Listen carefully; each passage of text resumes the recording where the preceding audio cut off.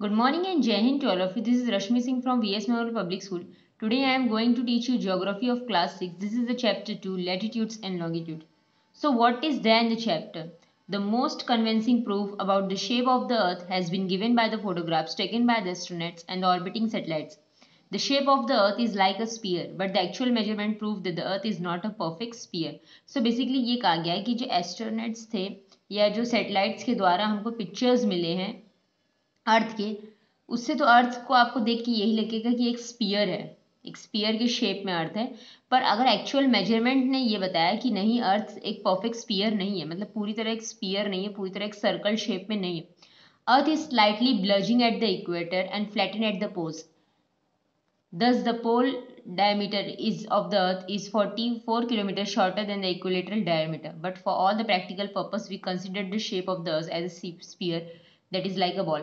चलिए मैं आपको बताती हूँ ये कहना क्या चाह रहे हैं। देखिए, जैसे ये आपका एक फिगर है, इन्होंने ये कहा कि जो हमारा अर्थ है वो इक्वेटर पे पोल्स पे थोड़ा ऐसे फ्लैटेंड है ऐसे, और यहाँ आपके इक्वेटर के ऊपर ब्लजिंग पोजीशन पे यहाँ ऐसे ब्लज निकला हुआ उभरा हुआ है यहाँ, और यहाँ पोल्स पे कैसे है, फ्लैटेंड है, फ्लैटेंड है।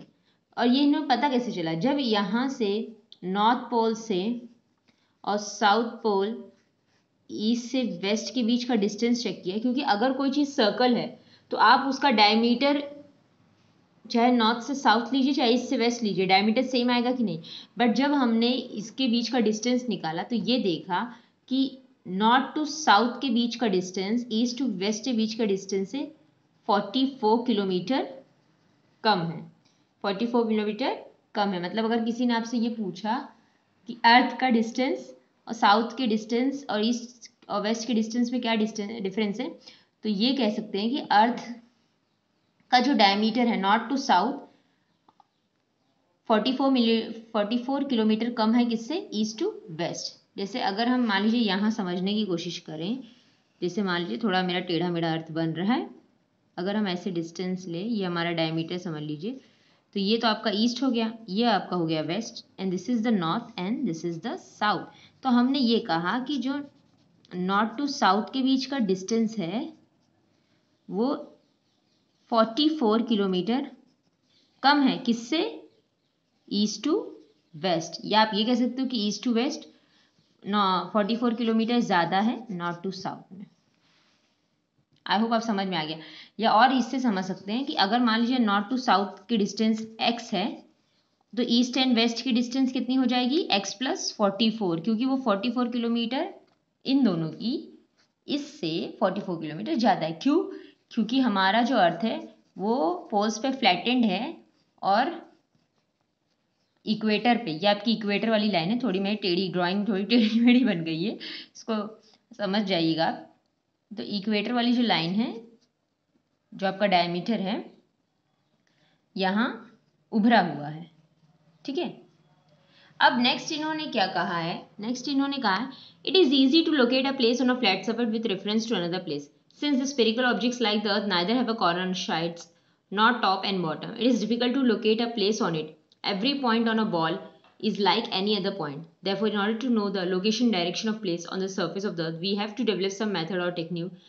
We have to evolve or find certain points or line which can be used as a reference for locating place on the earth. So, इन्होंने क्या कहा, देखिए अब कोई सरफेस अगर फ्लैट है तो अगर मैंने आपको पूछा लोकेशन पूछा आपको तो आप एक लोकेशन बता सकते हो। बट अगर कोई चीज़ पूरी तरह स्फीयर शेप में है या पूरी तरह गोल है तो उसमें, क्योंकि उसमें ना तो कोई कॉर्नर होगा, अब आप इसमें देखिए, इसमें आप मुझे बता सकते हैं कोई कॉर्नर कहाँ है, ना आप इसमें कोई कॉर्नर बता सकते हो, टॉप बॉटम साइड्स, क्योंकि कोई चीज़ अगर गोल है तो ये चीज़ें आपको मिलना मुश्किल होती है, क्योंकि एवरी पॉइंट, बॉल का कोई भी एक पॉइंट, इसका कोई भी एक पॉइंट दूसरे पॉइंट से एकदम मिलता जुलता रहेगा, जबकि जो फ्लैट सरफेस रहेंगे उसके पॉइंट्स होंगे, कॉर्नर्स होंगी।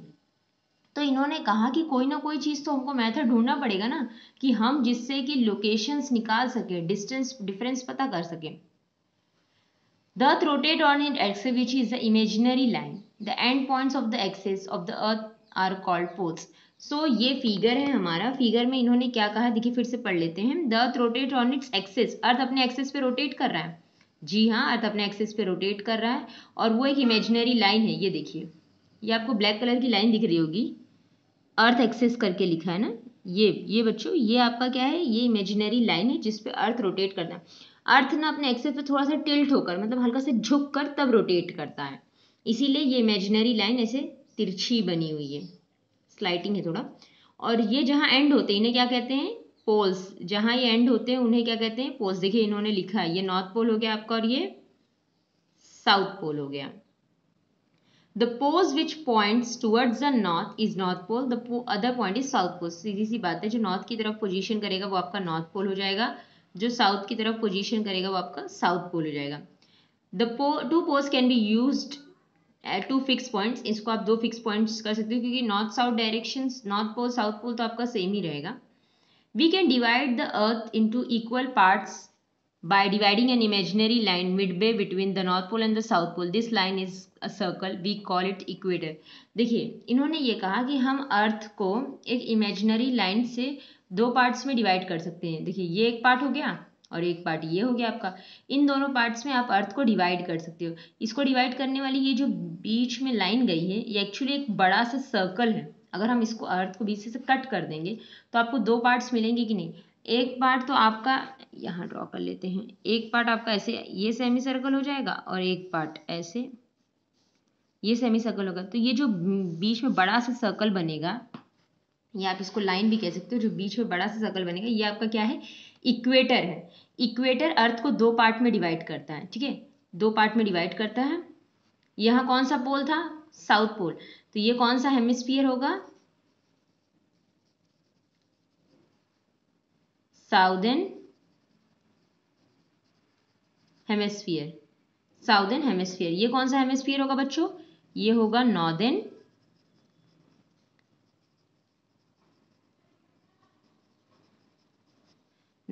हेमिस्फीयर।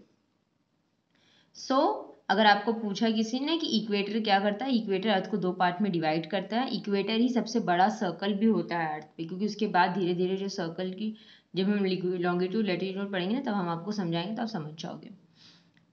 नेक्स्ट पॉइंट इन्होंने कहा है कि the part of the earth which is towards the north of the equator is called northern hemisphere, the part of the earth which is towards the south equator is the southern hemisphere. मैंने बता दिया। अब हमें 4 points मिल गए locations के लिए, 3 चीजें main मिल गई हैं आपको। मैंने नॉर्थ पोल बता दिया, साउथ पोल बता दिया, इक्वेटर बता दिया, 2 हेमिस्फीयर्स बताएं, नॉर्दर्न एंड साउदर्न हेमिस्फीयर।